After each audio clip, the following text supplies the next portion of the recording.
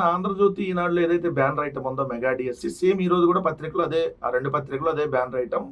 ఆ బూత్ జ్యోతిలో అయితే mega DSC be ready, ఈనాడులో అయితే దానికి సంబంధించినటువంటి నోటిఫికేషన్లో వాళ్ళకు అనుకూలంగా ఉన్నటువంటి అంశాలు ఏదో ఇచ్చి వాళ్ళకి అనుకూలంగా లేని అంశాలను అక్కడ ప్రస్తావించాలి. సో ఇది ముందు మెగా డిఎస్సి కాదు, ఇది మినీ డిఎస్సి. ఎందుకంటే 27,333 పోస్టులు ఖాళీ ఉన్నాయని మీరే ఇచ్చారు. 27,000 పోస్టుల్లో 16,000 పోస్టులకు నోటిఫికేషను, 16,000లో 6,100 పోస్టులు జగన్మోహన్ రెడ్డి గారు ప్రభుత్వం ఇచ్చినటువంటి నోటిఫికేషన్ రద్దు చేసి దీంట్లో కల్పించారు. అంటే కేవలం 10,000 పోస్టులకి సంబంధించింది. ఈ 10,000 పోస్టులది మెగా అని ఎలా అంటారు? ఇది పాయింట్ నెంబర్ 1. సో ఇది మినీ డిఎస్సి. ఈ మినీ డిఎస్సి పేరుతో దాదాపుగా 8 లక్షల మందికి పైగా అర్హత ఉన్న వాళ్ళని అర్హత కోల్పోయేలాగా చేసినటువంటి దగా ప్రభుత్వం ఇది. సో ఇది మినీ దగా డిఎస్సి.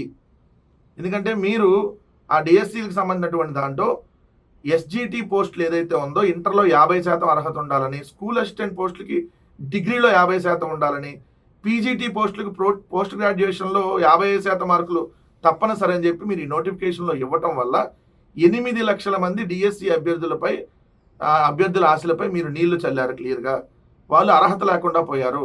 ఎందుకంటే దాదాపు మీరు ఇక్కడ చూస్తే ఇంటర్ గ్రాడ్యుయేషన్లో 40-45% మార్కులు సాధించిన వాళ్ళు ఏదైతే 15 లక్షల మందిలో 8 లక్షల మంది వాళ్ళే ఉంటారు. సో దాదాపు 50% వాళ్ళే ఉన్నారు. ఇక్కడ మీరు ఈ నిబంధన పెట్టడం వల్ల ఈరోజు దాదాపుగా 8 లక్షల మంది డిఎస్సికి అప్లై చేయడానికి అర్హత కోల్పోయారు మీ వల్ల. సో ఇది దగా డిఎస్సి.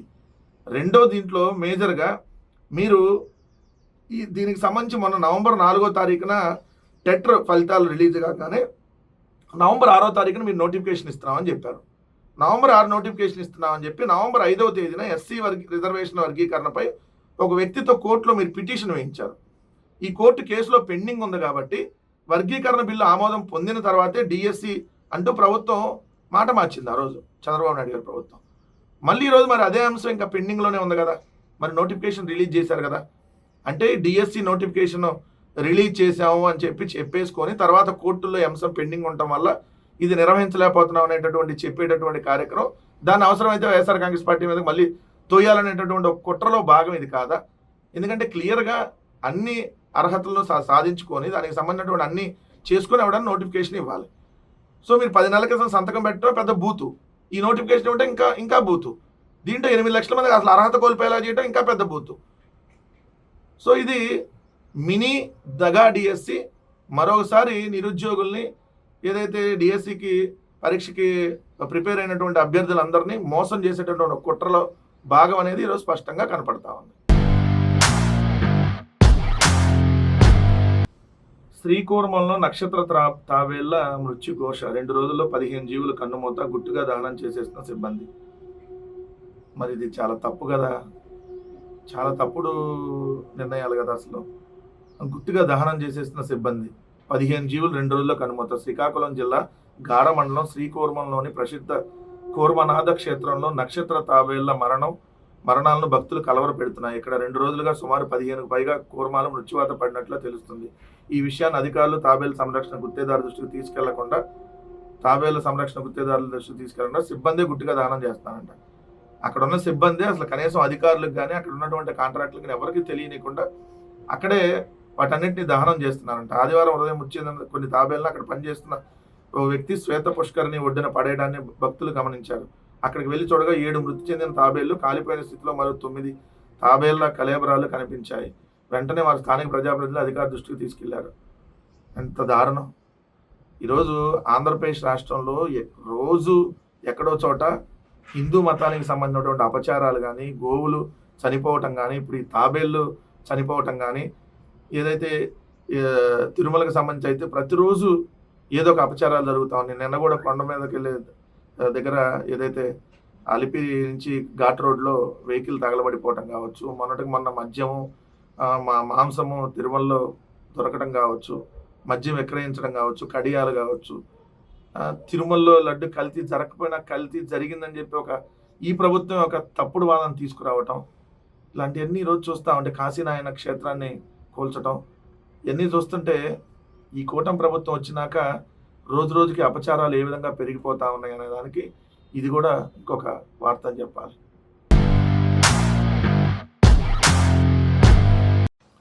చాలా పెద్ద వార్త. బూతుజ్యోతిలో విమాన వైభోగం. విమాన వైభోగం. భోగం అంటే భోగాపురం దాని గురించని యుద్ధ ప్రాతిపదికన సాగుతున్న భోగాపురం విమానాశ్రయ పనులు. నిరంతరాయంగా శ్రమిస్తున్న 5,050 మంది ఇంజనీర్లు, సిబ్బంది. నింగి నుంచే వీక్షిస్తే మేనాకృతి 3.8 కిలోమీటర్ల పొడవున రన్వే, పక్క నుంచి చూస్తే విమాన రూపం, ప్రపంచ స్థాయి సౌకర్యాలతో నిర్మాణం. పర్యవేక్షిస్తున్న కేంద్ర మంత్రి రామ్మోహన్. ఇప్పటి వరకు 71% పనులు పూర్తి. ప్రతిష్టాత్మకంగా భావిస్తున్న జిఎంఆర్ నిర్ణీత సమయం కంటే ముందే పూర్తి చేస్తున్నాము అని చెప్పి వాళ్ళు రాసుకొచ్చింది. అసలు దీంట్లో వాస్తవం ఏంది? లోపలికి వెళ్తే మళ్ళీ దీన్ని జగన్మోహన్ రెడ్డి గారి మీద కుట్ర రాసేసి అసలు వీళ్ళే దీన్ని మొత్తం జిఎంఆర్ ఎయిర్పోర్ట్ని కర్త, కర్మ, క్రియ మొత్తం వీళ్ళే అన్నట్టుగా చేసుకునేటటువంటి కార్యక్రమం. 6 ఏళ్ల కింద శంకుస్థాపన చేశారు. ఇప్పుడు చంద్రబాబు నాయుడు గారు 2019 ఫిబ్రవరి 14 అప్పటి సీఎం చంద్రబాబు నాయుడు గారు భోగాపురం విమానాశ్రయ నిర్మాణాన్ని శంకుస్థాపన చేశారు. ప్రాథమిక పనులు చేపడుతుండగా రాష్ట్రంలో అధికార మార్పిడి జరిగి వైసీపీ పగ్గాలు చేపట్టింది. దీంతో ఎయిర్పోర్ట్ పనులు నత్తనడకన సాగాయి. 2023 మే 3న ఎయిర్పోర్ట్ నిర్మాణానికి జగన్ మరోసారి శంకుస్థాపన చేసిన పనుల్లో ఆశించిన పురోగతి లేదు. కేవలం 15 నుంచి 18% మాత్రమే పనులు చేయగలిగింది. కానీ వీళ్ళు వచ్చిన 10 నెలల్లో అంట తొలి ప్రాధాన్యం ఇచ్చేసి 70లో వాళ్ళు 10-15 అంటే మొత్తం అసలు 60% వీళ్ళే చేశారంట. సిగ్గు, శరం, మానం, మర్యాద, కడుపుకి అన్నం తినే వార్తలు రాయవా రాధాకృష్ణ? వార్తలో అసలు వార్త ఏంది, నువ్వు రాసేది ఏంది? అశుద్ధం తిని ఉన్న రాస్తారా వార్తలో?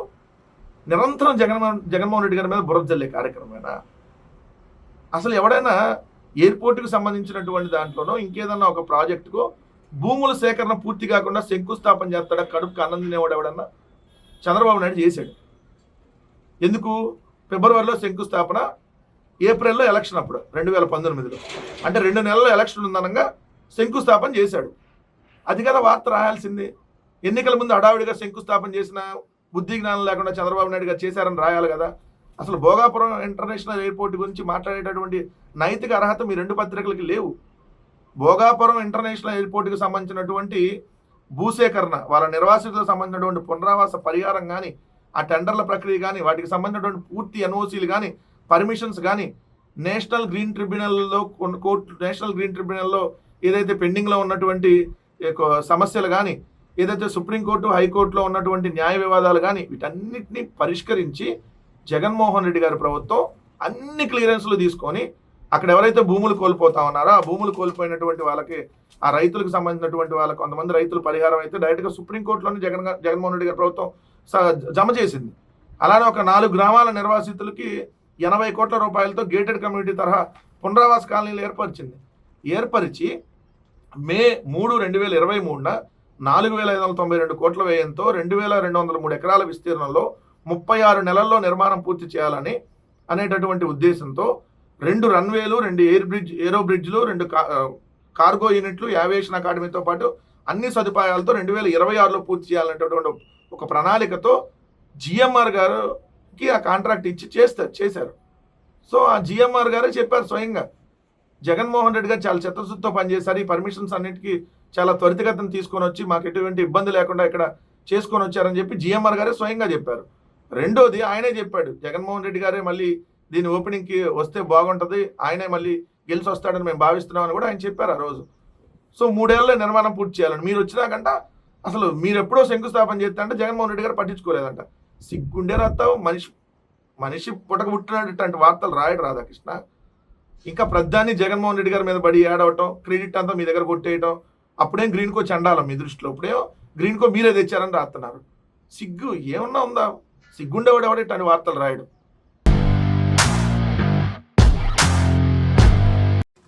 ఇంకో పెద్ద వార్త ఏంటంటే మంత్రి నారాయణ గారు, అదే నారాయణ కాలేజీలో అమరావతి మంత్రి ఉన్నారు కదా, ఇప్పుడు అమరావతిని మొత్తం తాపీ మేస్త్రి చంద్రబాబు నాయుడు గారు అయితే ఇటుకలు అందించేది నారాయణ గారే కాబట్టి పటేల్ విగ్రహ నిర్మాణంలో నారాయణ బృందం అధ్యయనం, ఏక్తా నగర్లో భారీ విగ్రహం సందర్శన, గుజరాత్లో అధికారులు ప్రజెంటేషన్, అమరావతి నిర్మాణ నేపథ్యంలో పర్యటన, అహ్మదాబాద్లో సబర్మతి రివర్ ఫ్రంట్ పరిశీలన, నేడు గుజరాత్లో కొనసాగని టూర్, స్పోర్ట్స్ సిటీని సందర్శించనున్న మంత్రి అధికారులు, 597 అడుగుల ఎత్తులో అతి భారీ పటేల్ విగ్రహం నిర్మాణం ఎలా జరిగిందో అని చెప్పి దాని మీద అధ్యయనం కోసం ఎవరైతే మన మంత్రి నారాయణ గారు అక్కడికి వెళ్ళారు. ఎందుకంటే ఇక్కడ కూడా అమరావతిలో కూడా అదే తరహా పెట్టాలి అనేది అంటూ ఆలోచన అంట. అంత పెద్ద విగ్రహాలు అమరావతిలో కూడా ఇప్పుడు అక్కడ 590 పెట్టారు కదా.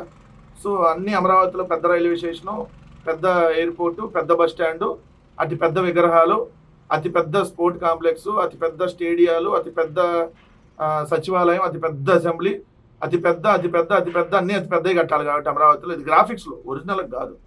మళ్ళీ దీనికి వెళ్ళి విజిటింగ్ వీళ్ళు 597 అడుగులు అక్కడ కట్టారు కాబట్టి అక్కడికి వెళ్ళి వీళ్ళు కూడా అధ్యయనం చేసి గుజరాత్లో సర్దార్ పటేల్ విగ్రహ నిర్మాణంపై అధ్యయనం. ఈనాడు కూడా సేమ్ హెడ్డింగ్. అమరావతిలో ఎన్టీఆర్ ఇతర ప్రముఖుల భారీ విగ్రహాల ఏర్పాటులో భాగంగా కసరత్తు. ఎందుకు 1000 అడుగులు పెడతారా? ఒక 2000 అడుగులు, 1000 అడుగులు, మరి భారీగా ఉండాలి కదా. అక్కడ 597 అడుగులు పెట్టారు. అంబేద్కర్ గారి విగ్రహం పెడితే ఇప్పుడు వరకు మీరు అంబేద్కర్ గారి విగ్రహం పెడతానని 5 ఏళ్ళు కాలయాపన చేసి పెట్టకపోతే జగన్మోహన్ రెడ్డి గారు వచ్చిన తర్వాత 125 అడుగుల ఎత్తు, దాదాపుగా కింద 90 అడుగుల డోమ్ ఉండేటట్టుగా దాదాపు 210-215 అడుగుల ఎత్తులో డాక్టర్ బిఆర్ అంబేద్కర్ గారి విగ్రహాన్ని విజయవాడ నగరం నడిబొడ్డులో పెడితే స్వరాజ్ మైదానంలో ఇప్పటి వరకు చంద్రబాబు నాయుడు గారు కానీ, ఏ మంత్రి కానీ, జనసేన పార్టీ నుంచి కానీ, బీజేపీ వాళ్ళు కానీ ఆ విగ్రహం దగ్గరకు ఇప్పుడు వరకు వెళ్ళి నివాళులు అర్పించాల. విగ్రహం దగ్గరికి వెళ్ళి కనీసం దండం పెట్టాలి. అదే రోడ్లో పోతా ఉంటారు మళ్ళీ రోజు. మీరు మాత్రం ఇక్కడ విగ్రహాలు పెడతాము, విగ్రహాలకు సంబంధించి అమరావతిలో పగలు తీసేస్తాం, పొడి చేస్తాం, ఒక 500 అడుగులు, 1000 అడుగులు. ఇంకా ఈ గ్రాఫిక్స్ ఎవరికి కావాలయ్యా? ఏంది ప్రజాధనాన్ని ఈ విధంగా దుర్వినియోగం చేసి ఇప్పుడు మామూలు విగ్రహాలు పెట్టండి కాదంటలా, 10 అడుగులు, 20 అడుగులు అందరు విగ్రహాలు మామూలుగా పెడతారు. తర్వాత ఏదో పార్కులు అన్నీ డెవలప్ అయితే అక్కడ పెడతారు విగ్రహాలు. కొత్తగా దానికి మళ్ళీ మీరు వెళ్ళి అధ్యయనం చేసేది ఏంది? ఇప్పుడు పెట్టలేదు. హైదరాబాద్లో ఎన్ని విగ్రహాలు లేవు, విజయవాడలో ఎన్ని విగ్రహాలు లేవు, గుంటూరులో ఎన్ని లేవు. విగ్రహాలు ఆటోమేటిక్గా చిన్నవి పెడతారు, వస్తాయి ఆటోమేటిక్గా పార్కులో, లేదంటే ఏదన్నా దానికి సంబంధించినటువంటి పెడితేనే ఉద్యానవనాలు అక్కడ స్టార్ట్ అవుతాయి, పెడతాయి. దీనికోసం మళ్ళీ మీరు కొన్ని కోట్ల రూపాయల ఖర్చులు పెట్టి మళ్ళీ పర్యటనలో, అంతకుముందు కూడా ఇలానే విదేశీ పర్యటనలను పోయి విదేశీ పర్యటనల పేరుతో 21 దేశాలు తిరిగి వచ్చారు 2014-19 మధ్య అమరావతి పేరుతో. సింగపూర్ అన్నారు, మలేషియా అన్నారు, అట్లానే శ్రీలంక పోతే శ్రీలంక తరహా అన్నారు, చైనా పోతే చైనా తరహా రాజధాని అన్నారు. ఇట్లా అనేక దేశాలు తిరిగి, ఒక 21 దేశాలు తిరిగి కొన్ని 100 కోట్లు తగలేశారు. మళ్ళీ ఇప్పుడు ఆ దేశాలు అయిపోయి ఇప్పుడు రాష్ట్రాల్లో తిరుగుతున్నారంట. ఎవరికి ఉపయోగం మీ వల్ల? ఈ రాష్ట్రానికి ఏం ఉపయోగం? ఇంకా ప్రజాధనాన్ని దుర్వినియోగం చేయటం తప్ప ఏంది? ఇప్పుడు ఆడ సర్దార్ పటేల్ గారి విగ్రహం 500 అడుగుల్లో కట్టారని చెప్పి మీరు కూడా ఇప్పుడు ఒక 500 అడుగుల్లో ఇక్కడ ఏదో ఒక విగ్రహం పెడతారా? ఎవరో ఒక విగ్రహాలు. అసలే ఆంధ్రప్రదేశ్ అడుక్కు తినిపోయి ఈరోజు మీరు వచ్చినా 1,55,000 కోట్ల అప్పు అయ్యి ఈరోజు పరిస్థితి దారుణంగా ఉంటే ఒక పథకం ఇంప్లిమెంట్ చేయట్లేదు. మీరు మాత్రం దుబారా చేస్తా రాష్ట్ర ఖజానాన్ని దోచేస్తున్నారు. మీ దుబారాకి, లేదంటే మీకు సంబంధించిన వాళ్ళకి దోచిపెట్టే కార్యక్రమానికి చాలా దుర్మార్గంగా వ్యవహరిస్తూ ఉన్నారు. మీరు నిజంగా ఎలా ప్రజాప్రతినిధులు అయ్యారో అర్థం కావట్లేదు.